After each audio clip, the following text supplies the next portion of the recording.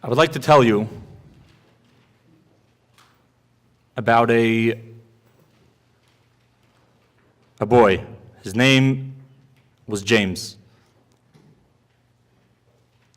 James lived with his family in New York and relocated to Minnesota when he was about 14 years old.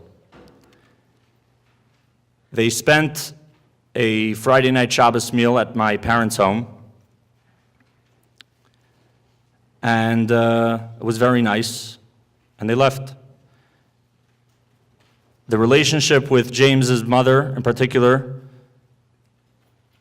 went on, but James went about his life, and fast forward about 5 or 6 years later, James was now a student at the University of Minnesota. He was searching for his Jewish identity, and he tried out a few different temples, we call synagogues, and none of this really cut it for him. He was looking for something a little more, a little deeper, a little more real. Somewhere in the Twin Cities, there was a persistent rabbi who was trying to make contact with this student. James is now a bacher studying at the Rabbinical College of America in Morristown, leading a proud Jewish life. He now goes by his Hebrew name Yosef. Without further ado, Yosef Katzev.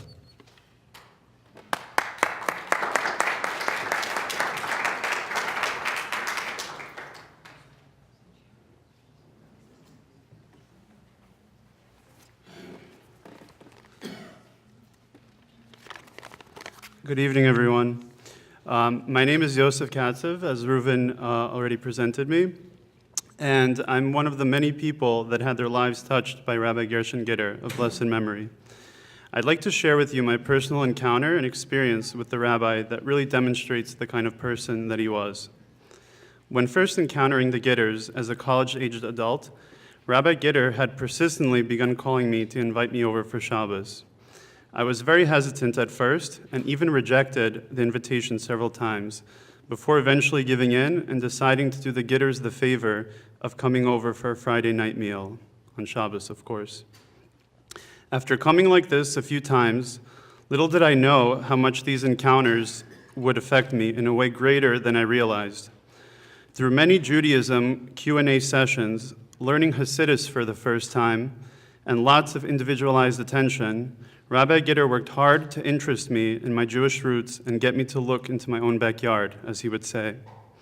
After these encounters, I realized by not giving up on any Jew, no matter how astray he or she went, Rabbi Giter gave me and later other members of my family an opportunity to reconnect with the Jewish identity which had been overlooked for several generations.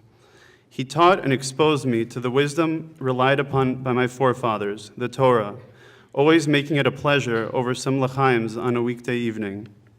In this past week's Parsha, we read how Moses reminded the Jewish people of our special mission given to us by God, before entering the land of Israel.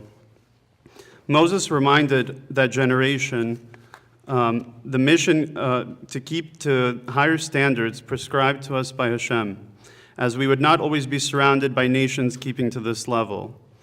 In this way, Rabbi Giter, by example and through the teachings disseminated by the Lubavitcher Rabbi, taught me and many others to always hold the benchmark high, never accepting complacency and always challenging ourselves to grow in our connection to Hashem and being righteous people.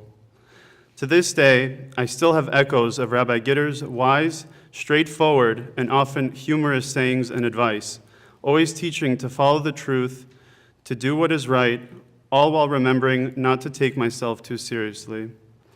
How fitting that the Giter family chose to start a Sefer Torah in the merit of Rabbi Giter, in order to bring more light into this world, something Rabbi Giter dedicated his life towards. May his neshama have an aliyah in the merit of all the Jewish souls that he brought to Torah and mitzvahs. May we all soon be reunited in Yerushalayim in the coming of the Mashiach. Thank you.